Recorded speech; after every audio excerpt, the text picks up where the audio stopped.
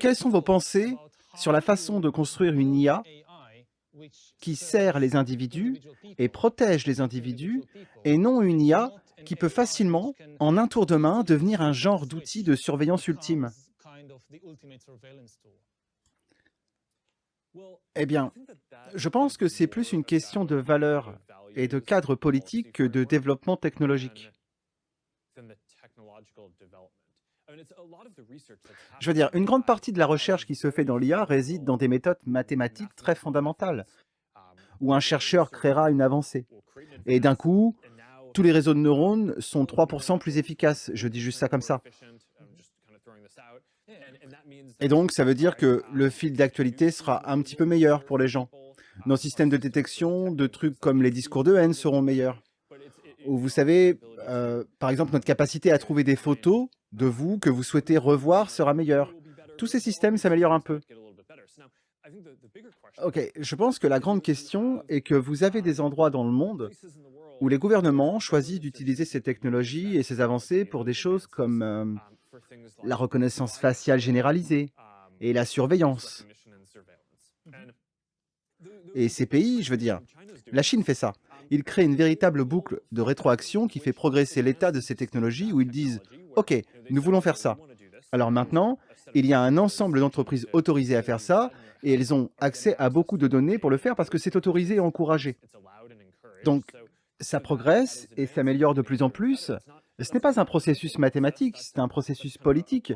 Qu'ils veuillent aller dans cette direction, ce sont leurs valeurs et c'est un processus économique de la boucle de rétroaction et du développement de ces choses, comparé à des pays qui pourraient dire «Hey, ce genre de surveillance, ce n'est pas ce que nous voulons».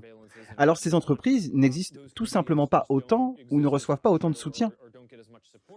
Je ne sais pas, dans mon propre pays d'origine, en Israël, tout du moins pour les Juifs, c'est une démocratie, et c'est l'un des leaders mondiaux de la technologie de surveillance, et nous avons essentiellement l'un des plus grands laboratoires de technologie de surveillance au monde, qui sont les territoires désoccupés.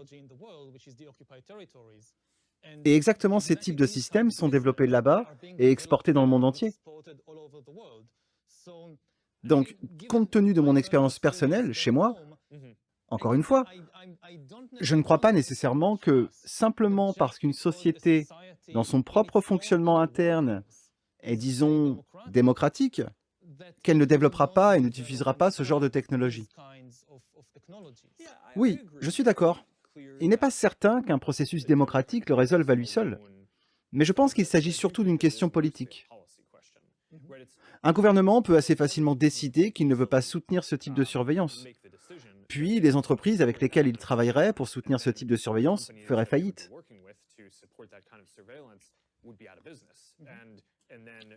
Ou tout du moins, avoir beaucoup moins d'incitation économique à poursuivre ce progrès technologique. De sorte que cette dimension de la croissance de la technologie est retardée par rapport aux autres. Et de façon générale, le processus que je pense que vous voulez suivre globalement, le progrès technologique n'est pas bon ou mauvais en soi. Je pense que c'est le travail des personnes qui la dirigent, la construisent et élaborent des politiques autour d'elle, d'établir des règles et de s'assurer que leurs efforts visent à amplifier le bien et à atténuer les cas d'utilisation négatifs. Et c'est comme ça que je pense que vous finissez par plier ces industries et technologies pour qu'elles soient positives pour l'humanité dans son ensemble. Et je pense que c'est un processus normal qui se produit, avec la plupart des technologies qui sont construites. Mais je dirais que ce que nous voyons dans certains de ces endroits n'est pas l'atténuation naturelle des utilisations négatives. Dans certains cas, la boucle de rétroaction économique fait avancer ces choses. Mais je ne pense pas qu'il doit en être ainsi. Ce n'est pas autant une décision technologique que c'est une décision politique.